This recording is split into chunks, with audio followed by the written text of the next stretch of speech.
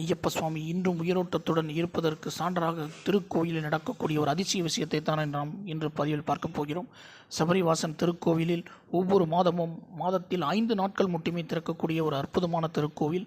அந்த 5ஆம் நாள் முடிவில் பூஜையெல்லாம் முடித்துவிட்டு அவர் மீது 90 மட்டும் 90 கிலோ கணக்கில் விபூதியை கொட்டிவிட்டு அவருடைய வலது கையில் ருத்ராட்சமும் இடது கையில் பிரம்பையும் கொடுத்துவிட்டு ஒரே ஒரு விளக்கை மட்டும் ஏற்றிவிட்டு நடையை சாத்தி விடுவார்கள்.